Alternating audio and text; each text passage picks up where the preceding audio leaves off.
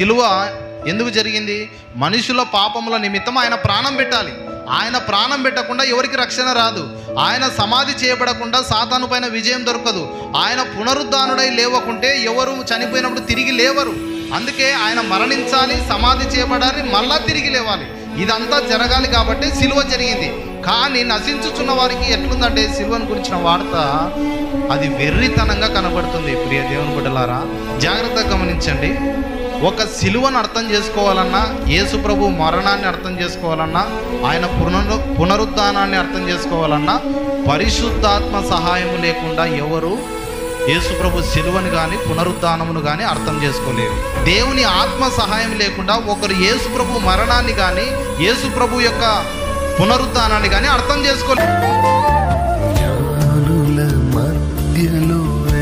వాడనైన నన్ను పిలిచినది అద్భుతము. జ్ఞానుల మధ్యలో వాడనైన నన్ను పిలిచినది అద్భుతము. నేను దేనికి పాత్రను కాదు, ఇది కృపయే, వేరేమి లేదు. నేను దేనికి పాత్రను కాదు, ఇది కృపయే, వేరేమి లేదు. ఎవరినే సరే, ఎవరినే సరే, నాయనై సుమంతమై. ఎవరినే సరే, ఎవరినే సరే, ఎన్నినైనా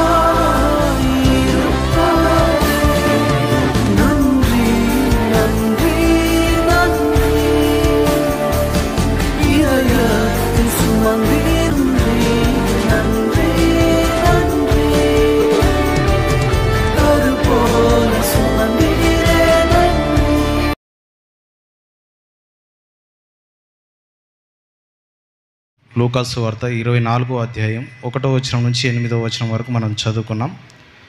ఒకసారి 5వ వచనం 6వ వచనం చదువుదాము. వారు భయపడి ముఖములను నేల మోపి ఉండగా, వీరు సజీవుడైన వానిని మీరెందుకు మృతులలో వెతుకుచున్నారు? ఆయన ఇక్కడ లేడు, ఆయన లేచి ఉన్నాడు. ఆయన ఇంకా గలిలయలో ఉండినప్పుడు మనుష్య కుమారుడు పాపిష్టులైన మనుషుల చేతికి అప్పగింపబడి సిలువ వేయబడి 3వ దినమందు లేవవలసి ఉన్నదని ఆయన మీతో చెప్పిన మాట జ్ఞాపకం చేసుకునుడని వారితో అనిరి. దేవునికి స్తోత్రం. ప్రియ దేవుని బిడ్డలారా, మరి గుడ్ ఫ్రైడే దినాన శుభ శుక్రవారం మధ్యాహ్నం 12 గంటలు మొదలుకొని 3 గంటల వరకు కూడా యేసు ప్రభు సిలువలో మరి ఉండడం జరిగింది. ఆయన మనుషులందరి పాపముల నిమిత్తం సిలువలో తన ప్రాణాన్ని బలిగా అర్పించడం జరిగింది. మధ్యాహ్నం రమారమి 3 గంటల వరకు కూడా మధ్యాహ్నం వేళ చీకటి పడింది. 3 గంటలకు ఆయన మరణించాడు.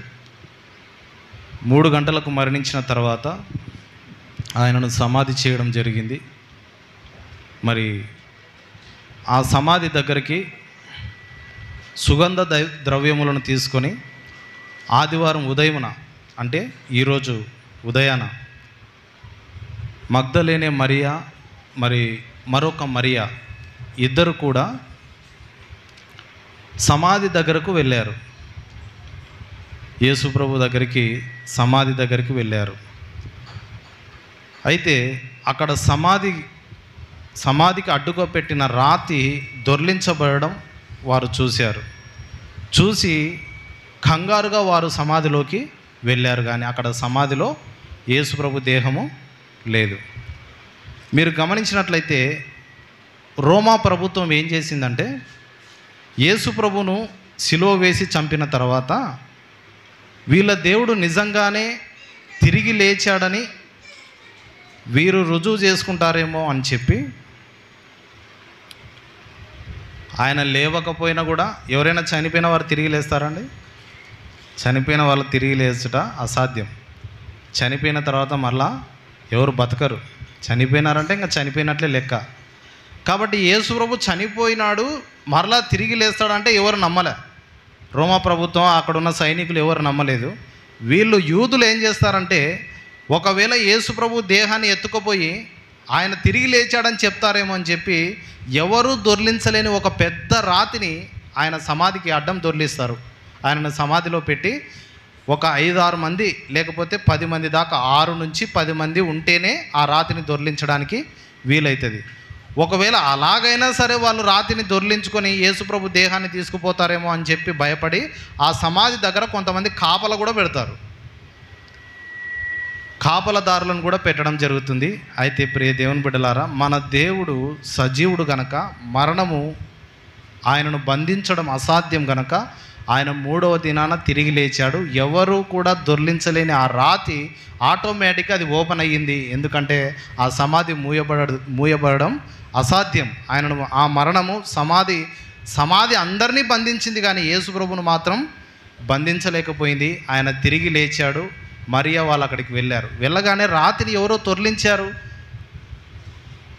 మా ప్రభువుని ఎవరో ఎత్తుకుపోయినారని వాళ్ళు కంగారు పడుతున్నారు. కంగారు పడినప్పుడు 2 దేవదూతలు వచ్చి అక్కడ పరిచర్య చేశారు.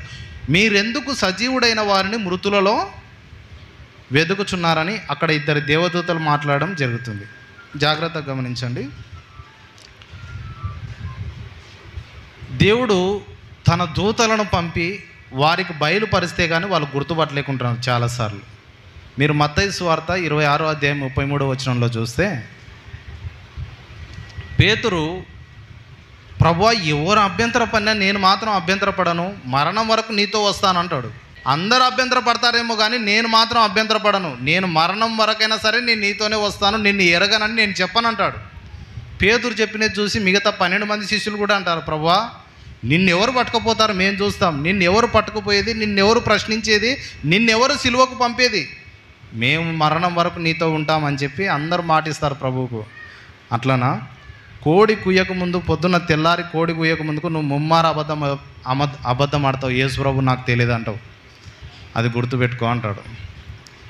పేతురు నిజంగానే మర్చిపోతాడు. మరణం పానం మీదకి వచ్చేసరికి యేసు ప్రభు ఎవరో నాకు తెలియదని 3 సార్లు చెప్తాడు. చెప్తే ఉదయాన్నే కోడి కూస్తుంది. కోడి కూర్చినప్పుడు ప్రభు దీన మనసు పెట్టుకొని పేతురు వైపు ఇట్లా చూస్తాడు. చూసినప్పుడు పేతురు ఆ సంగతి జ్ఞాపకం తెచ్చుకొని గుక్కబట్టి ఏడుస్తాడు. నిజంగా నా ప్రభుని నేను ఎరగనని చెప్తిని అని చెప్పి. అంటే ఇక్కడ ఏమర్థమవుతుంది? ప్రతిసారి కూడా దేవుని యొక్క దూతలు, దేవుడి యొక్క సహాయం వారికి లేకుండా దేవుని యొక్క కార్యములను అర్థం చేసుకోవడానికి వీలు కాదు. ఇప్పుడు ఆయన ఇంకొక మాట చెప్పాడు, ఈ దేవాలయమును పడగొట్టుడి, దానిని మరలా 3 దినాల్లో దాన్ని కడతాను అన్నాడు. అంటే ఆ దేహమును చంపితే మరలా 3వ రోజు దాన్ని తిరిగి లేపుతాను అన్నాడు. అక్కడ ఉన్న వాళ్ళందరూ తప్పుగా అర్థం చేసుకున్నారు. 40 సంవత్సరాలు ఈ దేవాలయాన్ని కడితే, మీరు పడగొడితే మరలా 3 రోజుల్లో కడతానంటున్నాడని వాళ్ళు తప్పుగా అర్థం చేసుకొని యేసు ప్రభువు మీద కోపం పెంచుకున్నారు. ఇలా ఎలా చెప్పగలడు అని చెప్పి. మీరు జాగ్రత్తగా గమనించినట్లయితే ఆయన ఎన్నోసార్లు చెప్పాడు, నేను చనిపోయి మరలా 3వ దినాన తిరిగి లేస్తానని చెప్పి. అవన్నీ కూడా వాళ్ళకు జ్ఞాపకం లేకుండా పోయినాయి. అందుకే సమాధి దగ్గరకు వచ్చినప్పుడు 2 దేవదూతలు పరిచర్య చేస్తున్నారు. ఏమని? మీరెందుకు సజీవుడైన వారిని మృతులలో వెతుకుతున్నారు? ఆయన ఇక్కడ లేడు, ఆయన లేచి ఉన్నాడు, ఆయన చెప్పిన ప్రకారమే ఆయన లేచి ఉన్నాడని చెప్పి వాళ్ళకు గుర్తు చేస్తున్నారు. జాగ్రత్తగా గమనించండి. ఒక సిలువను అర్థం చేసుకోవాలన్నా, యేసు ప్రభు మరణాన్ని అర్థం చేసుకోవాలన్నా, ఆయన పునరుద్ధానాన్ని అర్థం చేసుకోవాలన్నా పరిశుద్ధాత్మ సహాయము లేకుండా ఎవరు యేసుప్రభు సిలువను కానీ పునరుద్ధానమును కానీ అర్థం చేసుకోలేరు. దేవుడు సహాయం లేకుండా, దేవుని ఆత్మ సహాయం లేకుండా ఒకరు యేసుప్రభు మరణాన్ని కానీ యేసుప్రభు యొక్క పునరుద్ధానాన్ని కానీ అర్థం చేసుకోలేరు. అందుకే బైబిల్ ఏం చెప్తుందంటే, సిలువను గురించిన వార్త నశించుచున్న వారికి వెర్రితనంగా ఉంది. అంతే కదండి? నశించుచున్న వారికి ఎట్లుందంటే, లోకస్తులకి వీళ్ళేంద్రా బైబిల్ పట్టుకుంటారు, చర్చికి పోతారు, అదే ఆయననేనా రక్షించేది, ఆయననేనా గొప్ప దేవుడు, వీళ్ళకందరికీ తెలివి లేదు, మనకే తెలివి ఉంది, వీళ్ళ దేవుడే రక్షకుడా, తన్ను తాను కాపాడుకోలేక సిలువలో చనిపోయిన వాడు వీళ్ళని ఎట్లా రక్షిస్తాడని చెప్పి ఆ రోజుల్లో కూడా దూషించారు. యేసుప్రభు సిలువలో ఉన్నప్పుడు ఆయన కాపాడుకోలేడు కానీ మనల్ని ఎట్లా కాపాడుతాడు అని ఆయనను దూషించారు. అందుకే సిలువను గురించిన వార్త నశించుచున్న వారికి వెర్రితనంగా ఉంది. సిలువ ఎందుకు జరిగింది? మనుషుల పాపముల నిమిత్తం ఆయన ప్రాణం పెట్టాలి. ఆయన ప్రాణం పెట్టకుండా ఎవరికి రక్షణ రాదు. ఆయన సమాధి చేయబడకుండా సాతాను పైన విజయం దొరకదు. ఆయన పునరుద్ధానుడై లేవకుంటే ఎవరు చనిపోయినప్పుడు తిరిగి లేవరు. అందుకే ఆయన మరణించాలి, సమాధి చేయబడాలి, మళ్ళా తిరిగి లేవాలి. ఇదంతా జరగాలి కాబట్టి సిలువ జరిగింది. కానీ నశించుచున్న వారికి ఎట్లుందంటే సిలువను గురించిన వార్త అది వెర్రితనంగా కనబడుతుంది. ప్రియ దేవుని బిడ్డలారా, సిలువ అర్థం కావాలంటే వాళ్ళకి ఏం కావాలా? పరిశుద్ధాత్మ సహాయం లేకుంటే, దేవుని సహాయం లేకుంటే వాళ్ళకి సిలువ అర్థమే కాదు. ఈరోజు బైబిల్ మనమే చదువుతున్నామండి. హల్లెలూయా. ఈరోజు బైబిల్ మనమే చదువుతున్నాం. లోకంలో చాలామంది చదువుతున్నారు బైబిల్ చదివేదే ఎందుకు చదువుతున్నారు తెలుసా? అందులో తప్పులు వెతకడానికే చదువుతున్నారు చాలామంది. బైబిల్ పట్టుకొని వచ్చి ఇందులో తప్పులు ఉన్నాయి చూడని మనకు చూపించడానికి, మనకు ఎత్తి చూపించడానికి, యేసు ప్రభువుని గురించి తప్పుగా చెప్పడానికి, బైబిల్లో ఉన్న తప్పులు వెతికి మనకు చూపించడానికే ఈరోజు బైబిల్ చదువుతున్నారు చాలామంది. టీవీల్లో చాలా చోట్ల డిబేట్లు జరుగుతున్నప్పుడు ఇవన్నీ కూడా మనం చూస్తున్నప్పుడు బైబిల్లో ఉన్న తప్పులను వెతకడానికే వాళ్ళు చదువుతున్నారు. యేసు ప్రభు సిలువ వాళ్ళకి అర్థం కాలేదు, ఆయన పునరుద్ధానం వాళ్ళకి ఏం అర్థం కాలేదు. ఎందుకు వాళ్ళకి అర్థం కాలేదంటే దేవుని సహాయం వాళ్ళు కోరలేదు. దేవుని సహాయం లేకుండా వాళ్ళకి సిలువ అర్థం కాదు, ఆయన పునరుద్ధానము అర్థం కాదు. అందుకే ఇక్కడ మగ్దలేనే మరియా, మరొక మరియా సమాధి దగ్గరికి వచ్చినప్పుడు ఇద్దరు దేవదూతలు వచ్చి మీరెందుకు సజీవుడైన వారిని మృతులలో వెతుకుతున్నారు? ఇది జాగ్రత్తగా గమనించండి. సజీవుడైన వానిని మీరెందుకు మృతులలో వెతుకుతున్నారు అంటే, మరణమే లేనటువంటి దేవుడను, మరణమే లేనటువంటి యేసయ్యను మీరెందుకు ఆ సమాధిలో వెతుకుతున్నారు అని చెప్పి దేవదూతలు అక్కడ మాట్లాడుతున్నారు. ఇప్పుడు గమనించినట్లయితే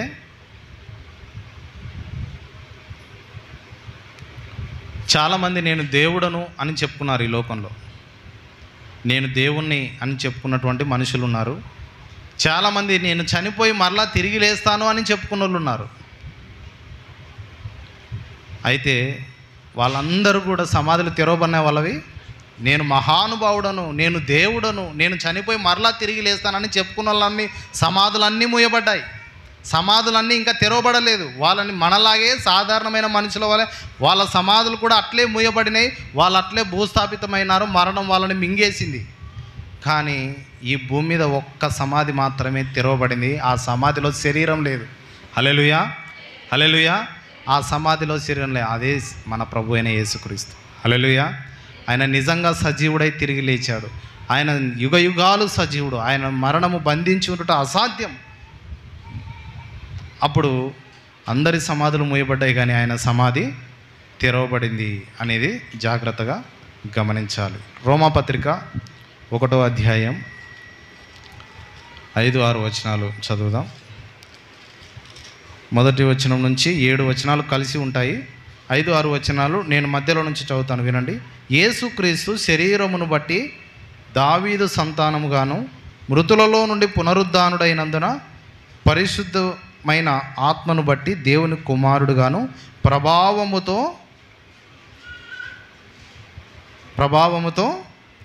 నిరూపింపబడెను. చూసారా? శరీరమును బట్టి దావీదు సంతానముగా ఎంచబడుతున్నాడు. మృతులలో నుండి పునరుద్ధానుడైనందున పరిశుద్ధమైన ఆత్మను బట్టి దేవుని కుమారుడుగాను ప్రభావముతో నిరూపించబడెను. అంటే సమాధిలో నుంచి శక్తిమంతుడిగా, మహిమ కలిగిన వాడిగా తిరిగి లేచినందుకు ఆయన దేవుని కుమారుడు అని చెప్పి నిరూపించబడడం జరిగింది. ఈరోజు కొన్ని ముఖ్యమైన విషయాలు మీకు చెప్పి నేను ప్రార్థన చేస్తాను. అదేంటంటే పునరుద్ధానంను గురించినటువంటి సందేహాలు. పునరుద్ధానంను గురించినటువంటి సందేహాలు ఒక 3 రకాలైన సందేహాలు ఉన్నాయి. వాటిని మీకు చెప్పి నేను ప్రార్థన చేస్తాను. మొదటిది ఏంటంటే, యేసు ప్రభు పునరుద్ధానం నిజమేనా? యేసు ప్రభు ఒక్కడే తిరిగి లేచాడా? ఇంకా చాలామంది తిరిగి లేచారు కదా. లాజరు కూడా మరణించినాడు, తిరిగి లేచినాడు. తర్వాత యేసు ప్రభు కూడా చాలామంది తిరిగి లేపినాడు కదా. యాయిరు కుమార్తె ఒక చోట చావడానికి సిద్ధంగా ఉంది అని రాయబడింది, ఒక చోట చనిపోయిందని రాయబడింది. చనిపోయిన కుమార్తెను తిరిగి లేపాడు కదా. మళ్ళీ వాళ్ళు కూడా చనిపోయి తిరిగి లేచినారు కదా. యేసు ప్రభు ఒక్కడే తిరిగి లేస్తే ఏంటి గొప్పతనం? అది ఒక సందేహం ఉంది. రెండవదిగా చూస్తే మత్తయి సువార్త 12:40లో, నేను మళ్ళీ అక్కడికి వచ్చినప్పుడు చదువురు, దయచేసి వినండి.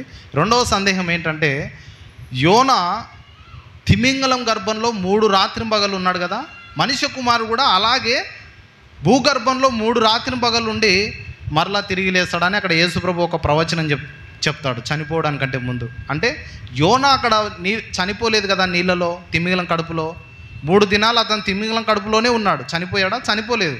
అయితే యేసుప్రభు కూడా చనిపోలేదు అని చెప్పి మళ్ళీ ఒక సందేహము పుట్టిస్తున్నారు. అది ఒక రెండవ సందేహం. మూడవదిగా ఏంటంటే, మామూలుగా మనం చనిపోతాం, మన శరీరం పాడైపోతుంది, మట్టిలో కలిసిపోతుంది. ఈ మట్టిలో కలిసిపోయిన శరీరం కూడా నిజంగా లేపబడుతుందా, మనం లేపబడతామా అనేటువంటి ఒక సందేహం. ఈ 3 సందేహాలు మనం చూసి ప్రార్థన చేసుకుందాం. మొదటి సందేహం ఏంటంటే, యేసుప్రభు మాత్రమే తిరిగి లేచాడా? చాలామంది తిరిగి లేచారు. లాజరు తిరిగి లేచాడా లేదండి? హల్లెలూయా, హల్లెలూయా. లాజరు లేచినాడా లేదా? చనిపోయి మరలా తిరిగి సమాధిలో నుంచి బయటకు వచ్చినాడు. యేసుప్రభు లాజరు సమాధి నుంచి వెలుపలికి రానగానే బయటకు వచ్చినాడు. మళ్ళీ మరణాన్ని జయించి బయటకు వచ్చినాడు కదా. మరి చాలామంది యేసుప్రభు చనిపోయిన వారిని కూడా తిరిగి లేపినాడు కదా. మళ్ళీ యేసుప్రభు పునరుద్ధానంలో ప్రత్యేకత ఏముంది అని చాలాసార్లు మనం గమనించినట్లయితే, లాజరు సమాధిలో నుంచి బయటకు వచ్చినా మరలా చచ్చిపోయినాడు. ఆ రోజు దేవుని మహిమార్థమై చాలామంది చనిపోయిన వారు తిరిగి లేచారు, కానీ వాళ్ళకు మరలా చావు వచ్చింది. కానీ యేసుప్రభు తిరిగి లేస్తే ఆయనకు చావే లేదు. హల్లెలూయా, హల్లెలూయా. వాళ్ళు చనిపోయిన వాళ్ళు బ్రతికినా మళ్ళీ చచ్చిపోయినారు, కానీ యేసుప్రభు మాత్రం చావలేదు. ఆయన సజీవుడు. అందుకే మీరు సజీవుడైన వారిని సమాధిలో ఎందుకు వెతుకుతున్నారు? ఆయన లేఖనంలో చెప్పినట్లు తిరిగి లేచాడు, వెళ్ళి చూసుకోండి అని చెప్పి అక్కడ దేవదూతలు పరిచారం చేయడం జరిగింది. అది ప్రభు యొక్క పునరుద్ధానంలో ఉన్నటువంటి గొప్పతనం. కాబట్టి లోకస్తులకు జవాబు చెప్పాలా మీరు? అందరూ కూడా చాలామంది తిరిగి చనిపోయిన వాళ్ళు తిరిగి లేచినారు. అక్కడ గొప్ప అద్భుతం జరిగింది తెలుసా? వేరే దేశంలో ఒక ఆయన చనిపోయి మళ్ళీ బతికినాడు అంటారు. చనిపోయి మళ్ళీ బతికినాడు, అట్లే బతికినాడా మళ్ళీ చచ్చిపోయినాడా అని అడగాల మనం. ఆయన మళ్ళీ చనిపోయినాడు. చాలామంది బ్రతికినారు దేవుని మహిమను బట్టి, మళ్ళీ వాళ్ళు సమాధి చేయబడి చచ్చిపోయినారు. కానీ యేసుప్రభు తిరిగి లేచినాడు. ఆయన సమాధి మళ్ళా మూయబడలేదు, ఆయన తిరిగి లేచాడు. ఇంకా సజీవుడుగానే ఉన్నాడు, ఇంకా సజీవుడుగానే దేవుని సన్నిధిలో శరీరంతో ఉన్నాడు అనేటువంటిది మనకు కనబడుతుంది. హల్లెలూయా. అప్పుడు ప్రభువు తిరిగి లేచినప్పుడు ఆత్మ తిరిగి లేచిందా, శరీరం లేచిందా? పునరుద్ధానము ఆత్మకు జరిగిందా, శరీరానికి జరిగిందా? యేసుప్రభు విషయంలో పునరుద్ధానం ఆత్మకు జరిగిందా, శరీరానికి జరిగిందా? హల్లెలూయా. సమాధిలో శరీరం ఉందా అండి? సమాధిలో శరీరం లేదు. ఆయన శరీరంతో పాటు తిరిగి లేచాడు. మరలా మనం ఆయనను కలుసుకున్నప్పుడు ఆయన చేతుల్లో మేకులు కొట్టబడిన గాయాలు, కాళ్ళకు మేకులు కొట్టిన ఆ గుర్తులను మనం చూస్తాం. హల్లెలూయా, హల్లెలూయా. ఆయన శరీరంతో తిరిగి లేపబడ్డాడు. దీంట్లో ఏం గొప్పతనం ఉందో తెలుసా? ఆయన శరీరంతో ఎట్లయితే లేపబడ్డాడో చచ్చిపోయిన మన శరీరం కూడా తిరిగి లేపబడుతుంది. మన శరీరానికి ఇవ్వబడిన గొప్పతనం అది.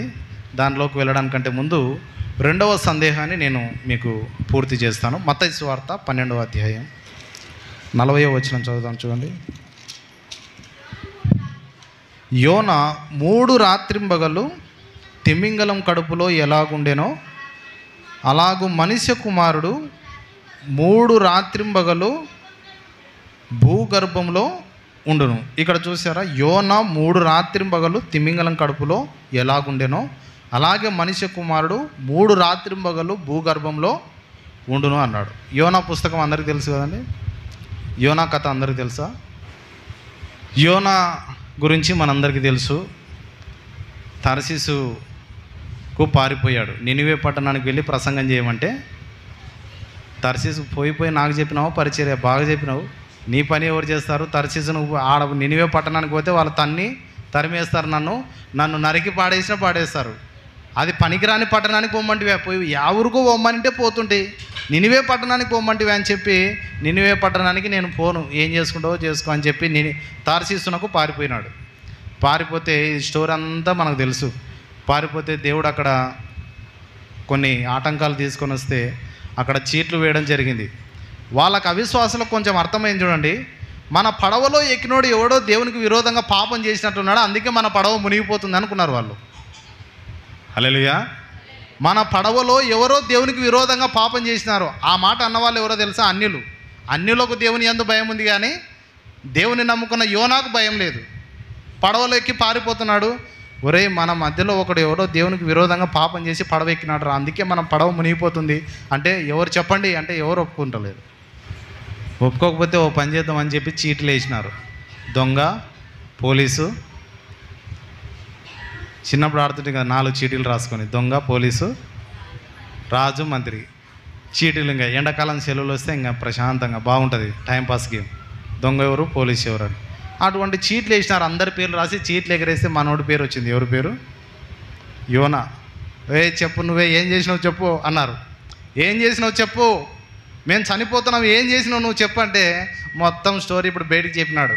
ఇట్లా చేసినాను, దేవుడు నినివే పట్టణానికి వెళ్ళి ప్రసంగం చేయమంటే వాళ్ళు పెద్ద నేరస్తులన్నా, వాళ్ళ మధ్యలోకి వచ్చి తంతారు నన్ను, దేవుడు అక్కడికి పొమ్మని నన్ను అని చెప్పి నేను అందుకే పారిపోయి వస్తానంటే ఎంత తప్పు చేసిరో నువ్వు అంటే ఆ తుఫాన్ ఆగుతలేదు. మరలా ఏం చేయాలో చెప్పు, నువ్వన్నా ప్రార్థన చేయి, లేకపోతే మేమన్నా ప్రార్థన చేస్తాం, లేకపోతే అందరూ మోకరించి ప్రార్థన చేస్తాం, ఈ పడవ మునిగిపోతుందేమో, ఏం చేద్దామో చెప్పు నువ్వు అంటే యోనా ఒకటే చెప్పినాడు, మీకు ఈ పడవ తుఫాను ఆగదు, నన్ను ఎత్తి నీళ్ళలో పడేయండి, అప్పుడే తుఫాను ఆగుతుంది అంటాడు. ఎవరైనా మానవత్వం ఉన్నోళ్ళు ఇంకొక మంచిని ఎత్తి నీళ్ళలో పడేస్తారా? ఒరే నువ్వే మంచిగా ప్రార్థన చేద్దాం, తట్టుకో, దేవుడు సహాయం చేస్తాడు, నువ్వు ప్రార్థన చేయి, మేము ప్రార్థన చేస్తామంటారు వాళ్ళు. అందరూ ప్రార్థన చేస్తే తుఫాన్ ఆగుతలేదు. హల్లెలూయా. తుఫాన్ ఆగుతలేదు, అట్లే గట్టిగా తుఫాను కొడుతుంది. ఇంకా లాభం లేదు కానీ నన్ను ఎత్తి నీళ్ళలో పడేస్తే కానీ తుఫాన్ ఆగదు, మీరందరూ బతుకుతారు, నన్ను నీళ్ళలో పడేయండి. అప్పుడు ఎత్తి నీళ్ళలో పడేస్తే యోనాని కరెక్ట్గా తిమింగలం వచ్చి మింగుతుంది. తిమింగలం వచ్చి మింగుతుంది. తిమింగలం తిన్న తర్వాత అరవకుండా ఉంటుందండి, అది పెద్ద పెద్ద మత్స్యాలనే మింగి అరిగించుకుంటుంది అది. కానీ తిమింగలం కరెక్ట్గా యోనాను మింగి 3 రోజులు రాత్రింబగలు కడుపులో జాగ్రత్తగా పెట్టుకుంది. ఎందుకంటే దేవుడు చెప్పినాడు ఏం చేయకూడదు యోనాకని. యోనా నేను చెప్పే పని చేసే వరకు అతనికి ఏం కాకూడదు అని చెప్పి యోనాకు చెప్పినాడు. నేను చెప్తున్నాను, ఒకవేళ దేవుని యొక్క ఉద్దేశం నీ పైన ఉందనుకో, ఏ రోగం నిన్నేం చేయలేదు, పాతాళంలోకి పోయినా మళ్ళీ బయటికి వస్తావు. హల్లెలూయా, హల్లెలూయా. మరణం దగ్గరకు పోయినా దేవుడు నిన్ను వెనకలు తీసుకొని వస్తాడు. ఎందుకంటే ఏదో ఒక చిత్తం నువ్వు చేయాలి దేవుని పని. అందుకే యోనా భూగర్భంలోకి వెళ్ళినా కూడా అతను 3 రోజులు అట్లే తిమింగలం కడుపులో జాగ్రత్తగా ఉన్నాడు. జాగ్రత్త పెట్టుకో అని చెప్పినాడు మత్స్యానికి. 3వ రోజు వచ్చి అది గడ్డకు కక్కేసింది యోనాని. యేసు ప్రభు ఇదే ఉదాహరణ చెప్తున్నాడు. యోనా 3 రాత్రింపగలు ఏ విధంగా తిమింగలం కడుపులో ఉన్నాడో మనిషి కుమారుడు కూడా భూగర్భంలో 3 రాత్రింపగలు ఉంటాడని అన్నాడు. కానీ ఒక వ్యక్తి ఏమని దూషించాడంటే, అక్కడ యోనా చచ్చిపోయాడా? నిజానికి చెప్పండి, యోనా చచ్చిపోయాడా? తిమింగలం కడుపులో చావలే, దేవుడు చెప్పినాడు అది అట్లే పెట్టుకుంది కడుపులో. ఇక్కడ యేసుప్రభు కూడా చచ్చిపోలే అంటున్నారు వాళ్ళు. ఆయన యేసుప్రభు చనిపోలే, తిరిగి లేవలే, మీరెందుకు అబద్ధాలన్నీ నమ్ముతున్నారు అని అంటున్నాడు ఒక ఆయన. మీరు జాగ్రత్తగా ఉండాలి, ఇటువంటి వాళ్ళు ఎదురైతే మీరు చెప్పాలా. ఉదాహరణ మాత్రమే అక్కడ చెప్పబడింది. ఉదాహరణలు నిజమవుతాయండి. ఫర్ ఎగ్జాంపుల్ అంటాం. ఫర్ ఎగ్జాంపుల్ నేను ప్రాగటూరు నుంచి విమానంలో కర్నూలుకి వెళ్తే ఎంత సమయం పడుతుంది అన్నాను అనుకో. నిజానికి ఇక్కడ ఎయిర్పోర్ట్ ఉందా ప్రాగటూరులో? ఊకే ఎగ్జాంపుల్ అన్నాను అంతే. ఒకవేళ ఉంటే ఎంతకు వెళ్ళిపోతానని మాట్లాడుకున్నాం అంతే. కానీ ఇక్కడ ఎయిర్పోర్ట్ లేదు, అక్కడ ఓరోకల్లో ఉంది, కర్నూలులో లేదు. అది ఫర్ ఎగ్జాంపుల్ చెప్పినాం. అంటే ఇట్లా జరిగితే ఎట్లా ఏ విధంగా ఉంటుందని ఫర్ ఎగ్జాంపుల్ మాత్రమే. ఇప్పుడు యేసుప్రభు చెప్పింది ఏంటో తెలుసా? ఫర్ ఎగ్జాంపుల్ యోనా 3 రాత్రింపగలు తిమింగలం కడుపులో ఎలాగున్నాడో నేను పాతాళానికి వెళ్ళాలి, 3 రాత్రింపగలు మనుషుడు భూగర్భంలోకి వెళ్ళాలని చెప్పి ఆయన చెప్పిన మాట నిజంగా ఆయన చనిపోయాడని చెప్పి దేవుని యొక్క వాక్యము గుర్తు చేసింది. హల్లెలూయా, హల్లెలూయా. యోనా గురించిన సందేశం ఫర్ ఎగ్జాంపుల్ మాత్రమే. కానీ యేసుప్రభు నిజంగా పాతాళానికి వెళ్ళాడు. మీకు చూపిస్తాను చూడండి. కొలస్సీ పత్రిక, కొలస్సీ 2వ అధ్యాయం 15వ వచనం చదువుతాను చూడండి. శరీరమందు సున్నతి పొందక ఉండుట వలన మీరు మృతులై ఉండగా దేవుడు రాతపూర్వకమైన ఆజ్ఞల వలన మన మీద రుణముగాను మనకు విరోధంగాను నుండిన పత్రమును మేకులతో సిలువకు కొట్టి దాని మీద చేవ్రాతను తుడిచివేసి మనకు అడ్డము లేకుండా దాన్ని ఎత్తివేసి మన అపరాధములన్నిటినీ క్షమించి ఆయనతో కూడా మిమ్మును జీవింపజేసెను. ఆయన ప్రధానులను అధికారులను నిరాయుధులుగా చేసి సిలువ చేత జయోత్సవముతో వానిని పట్టి తెచ్చి బాహాటముగా వేడుకకు కనపరిచెను. ప్రధానులను అధికారులను అని రాయబడింది కదా ఇక్కడ. వాళ్ళు ఎవరో తెలుసా? యేసుప్రభు సిలువలో మరణించి పాతాళంలోకి వెళ్ళి ప్రధానులు అధికారులు, నరకంలో అధికారులు ఉంటారు తెలుసా అండి? నరకంలో అధికారులు ఉంటారు. ఎవరు వాళ్ళు? సాతాను అధికారులు ప్రధానులను నిరాయుధులుగా చేశాడు. యేసుప్రభు చనిపోయి ఏం చేశాడు? భూగర్భంలోకి వెళ్ళి నిరాయుధులుగా చేశాడు. అంటే సాతాను కోరలు పీకేశాడు. యేసుప్రభు మరణం వల్ల సాతాను యొక్క కోరలు పీకివేయబడ్డాయి. ఎవరిని మింగుదనానికి గర్జించు సింహం వల్ల ఇప్పుడు ఈరోజు సాతాను తిరగొచ్చు, కానీ సాతానుకు కోరలు లేవు. ఒక సర్పాన్ని చూసినప్పుడు మనకందరికీ భయం అవుతుంది కదండి. దానికి కోరలు లేవనుకో, దానివల్ల ఏమైనా అపాయం ఉందా? మనం ఎంతసేపు ఉన్నా దాన్ని చూసి భయపడతామే, కానీ దానికి కరిస్తే విషం ఎక్కదు. ఎందుకంటే దాని కోరలు పీకేసినారు. అది కరవడానికి దాని తలలో విషం అంతా కోరలన్నీ పీకేసినారు. అప్పుడు ఆ సర్పం వలన మనకి ఏం అపాయం లేదు, కానీ దాన్ని చూస్తే మనం అదురుపోతాం. సాతాను యొక్క పతనం ఏమైందంటే యేసు ప్రభు సిలువలో మరణించి అక్కడ అదే ప్రధానులను అధికారులను నిరాయుధులుగా చేసి, అంటే ఏ ఆయుధం లేని వారిగా శక్తి విహీనులుగా వాళ్ళని చేసి పాతాళంలో అపవాదిని ఓడించి వాని కోరలు పీకేశాడు. వారిని ఎవరిని మింగుదునని గర్జించు సింహం వల్లే తిరుగుతాడు, కానీ ఎవరిని మింగలేడు. విశ్వాసిని అసలే మింగలేడు అని చెప్పి దేవుని యొక్క వాక్యం గుర్తు చేస్తుంది. మరి యేసు ప్రభువు మరణించి పాతాళానికి వెళ్ళాడా, పరదేశికి వెళ్ళాడా? సిలువలో పక్కన ఉన్న దొంగతో ఏమన్నాడండి? నేడు నువ్వు నాతో కూడా పరదేశిలో ఉండు అన్నాడు. మరి పాతాళానికి వెళ్ళి ఎప్పుడు సాతాను జయించాడు అంటారు? పాతాళానికి వెళ్ళాడా, పరదేశికి వెళ్ళాడా? పరదేశి అంటే ఏంటి? నేను ఇంతకుముందే చెప్పాను, పరలోకం రెండు రకాలు. పరదేశి అంటే పరలోకం కాదు, పరదేశి వేరే, పరలోకం వేరే. పరలోకం అంటే నిత్యము దేవునితో ఉండే స్థలము. పాతాళంలో కూడా రెండు రకాలు ఉన్నాయి. అదేంటో తెలుసా? పాతాళం అంటే నిత్య పాతాళం వేరే, నిత్య అగ్నిగుండంలో కాలిపోవడం అది వేరే నరకం, చిట్ట చివరి నరకం అది.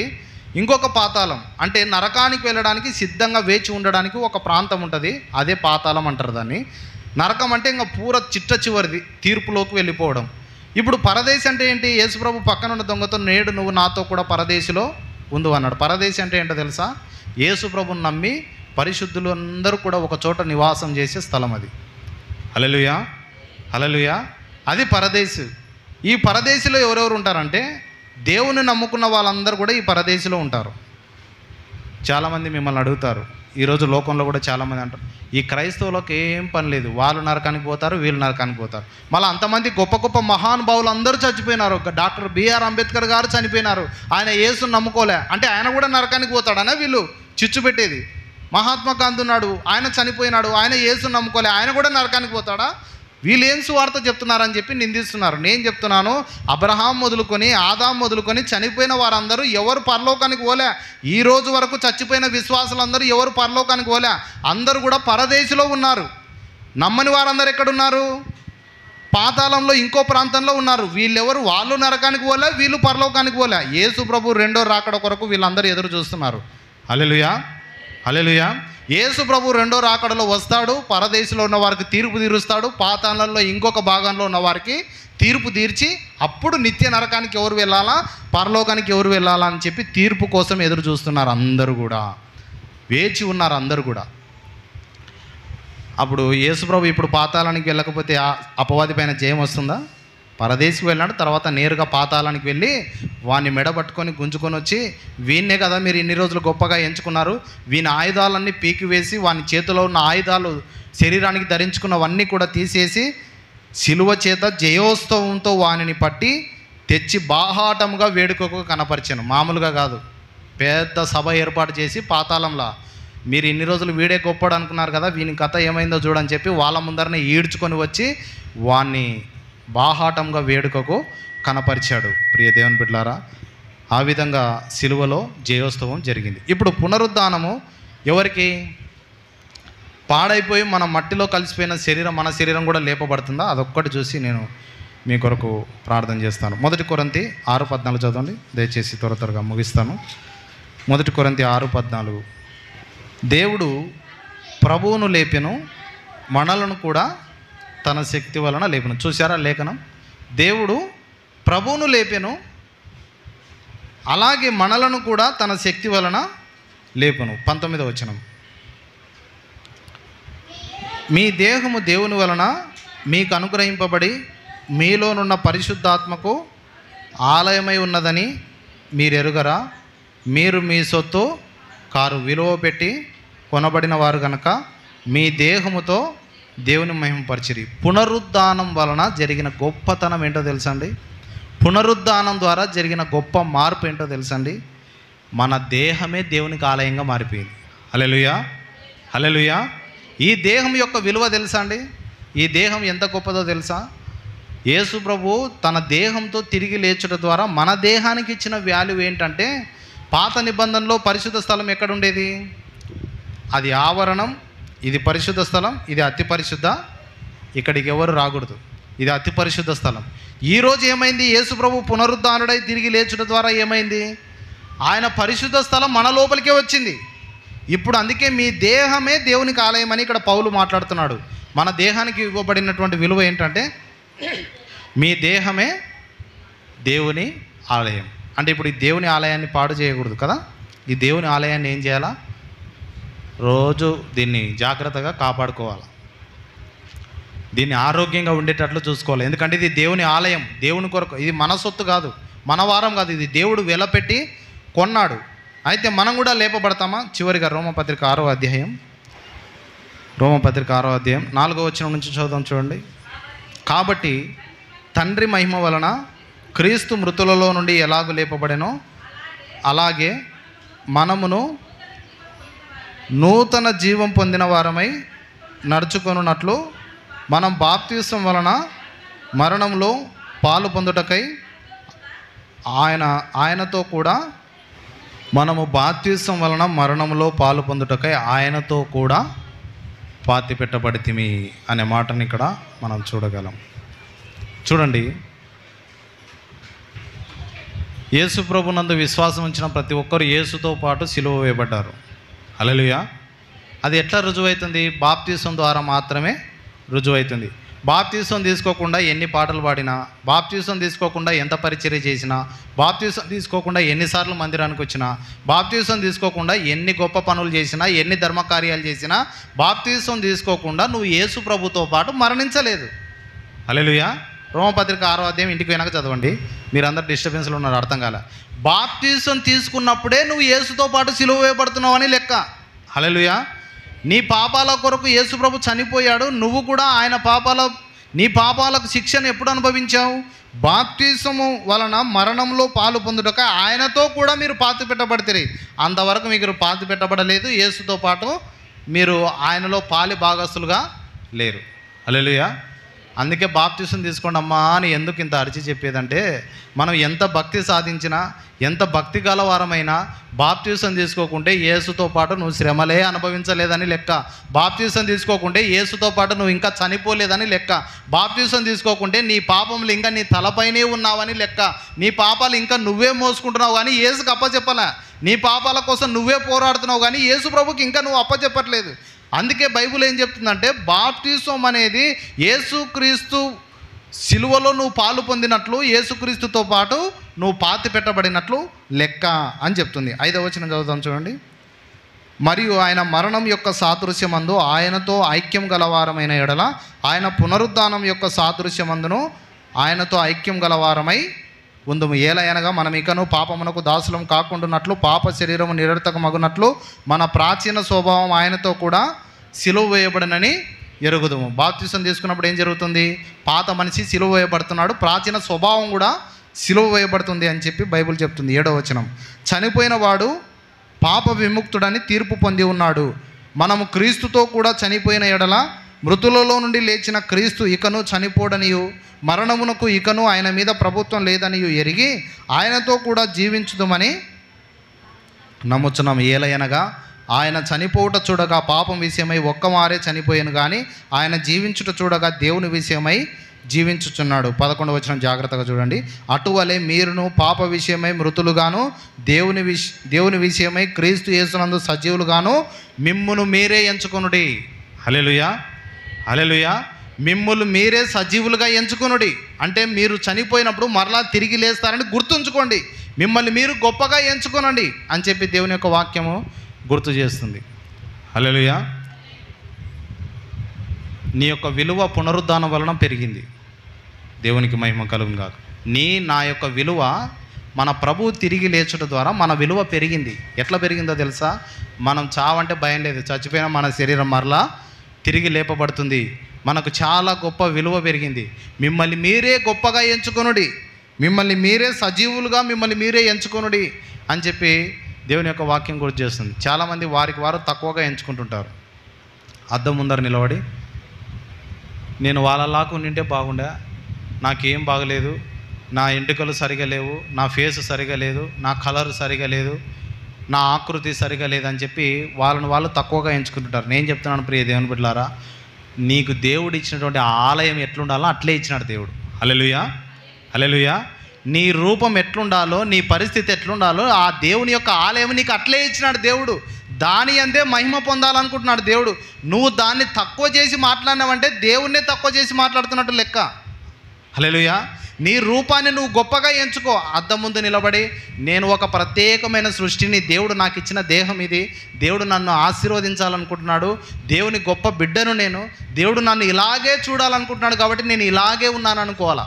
అప్పుడు నిశ్చయంగా ఆశీర్వాదాలు నిన్ను వెతుక్కుంటూ వస్తాయి. నిన్ను నువ్వు తక్కువగా ఎంచుకోనకూడదు, నిన్ను నువ్వు గొప్పవాడిగా ఎంచుకొనుడి, సజీవులుగా ఎంచుకొనుడి అంటున్నాడు. అంటే పునరుద్ధానపు శక్తి నీ లోపలికి వచ్చింది. హల్లెలూయా. పునరుద్ధానపు శక్తి ఇప్పుడు ఎక్కడుంది? యేసులో ఉన్న అదే పునరుద్ధానపు శక్తి నీ లోపలికి వచ్చింది. ఏ శ్రమ అయినను, ఏ హింస అయినను, ఏ వ్యాధి అయినను నిన్నేం చేయలేదు. దేవుని యొక్క మహిమ నీలో ఉంది. దేహమునే చంపగలిగినటువంటి ఈ లోకము కానీ ఆత్మను ఎవరు చంపలేరు, అది దేవునికి మాత్రమే సాధ్యం. కనుక రిజరెక్షన్ పవర్ ఎక్కడుందంటే అది నీ లోపల ఉంది. యేసు పునరుద్ధానుడై తిరిగి లేచి మనకు గొప్ప విలువను తీసుకొని వచ్చాడు. హల్లెలూయా. అందుకే ప్రియ దేవుని బిడ్డలారా, సమయం వచ్చినప్పుడు బాప్తీసం తీసుకున్నట్టు ఏంటంటే మీరందరూ కూడా తెలియజేయండి తీసుకుని వారికి. బాప్తీసం తీసుకోవడం అంటే యేసుతో పాటు మనం సిలువ వేయబడం, మన పాపాలు ఆయన మీదకి వేయడం. తీసుకోకుండా అట్లే ఉన్నామనుకో మన పాపాలకు ఇంకా పరిష్కారం రాలే. చర్చిలో భోజనాలు పెట్టినండి, చర్చిలో పరిచర్య చేసినండి, చర్చిలో మంచి పాటలు పాడినామండి, చర్చికి అది కొనిచ్చినామండి, చర్చికి ఇది ఇచ్చినామండి అంటే కుదరదు. అది నిత్య జీవం రానే రాదు. ఆయన మరణ పునరుద్ధానంలో పాలు పొందితేనే కదా నువ్వు తిరిగి లేచేది. చావకుండా ఎవరైనా తిరిగి లేస్తారా? యేసులో నువ్వు ఇంకా చావలే. బాప్తీసం తీసుకోకపోతే యేసులో ఇంకా నువ్వు చచ్చిపోలే. చచ్చిపోకుండా ఎట్లా తిరిగి లేస్తావు? యేసులో నువ్వు మొదట చచ్చిపో. బాప్తీసం తీసుకోవడం ద్వారా యేసులో చనిపోతున్నావు. యేసులో చనిపోతే నీకేం జరుగుతుంది? యేసు ఎట్లయితే తిరిగి లేపబడ్డాడో మరలా మనం అట్లే తిరిగి లేపబడతాం. అందుకే నేను ఎవరైనా చావింటికి పోయినప్పుడు నేను ఒకటే అడుగుతాను, వాళ్ళు యేసు ప్రభువునందు నమ్మకం ఉంచినారా, బాప్తీసం తీసుకున్నారా అని అడుగుతా. అదే రుజువు. పరలోకానికి వెళ్ళడానికి రుజువు ఏంది? యేసు ప్రభువుని నమ్మినారా, బాప్తీసం తీసుకున్నారా? అదే పరలోకానికి వెళ్ళడానికి రుజువు. దాన్ని బట్టే నా వాక్యం స్టార్ట్ అవుతుంది. అప్పుడు ఇది లేకుండా మనము పరలోకానికి నిత్య జీవానికి ప్రవేశించలేము. ప్రియ దేవుని బిడ్డలారా, ఇది దేవుడు పెట్టినటువంటి రూలు, దేవుడు పెట్టినటువంటి చట్టం ఇది. ఈ చట్టంలో మనము దేవుని యొక్క ఆశీర్వాదాలు పొందుకొని నిత్య జీవం సుసంతరించుకోవాలని దేవుడు కోరుకుంటున్నాడు. కాబట్టి ఇంకా నిర్లక్ష్యంగా ఉన్నవారిని అందుకే క్రమం తప్పకుండా దేవుని మందిరానికి నడిపించండి. ఏదో ఒక రోజు వాళ్ళు వాక్యాన్ని గ్రహించి మారు మనసు పొంది రక్షింపబడతారు. ఆ రక్షింపబడితే వాళ్ళు నిత్య జీవం పొందుకుంటారని మనం తెలియజేస్తున్నాం.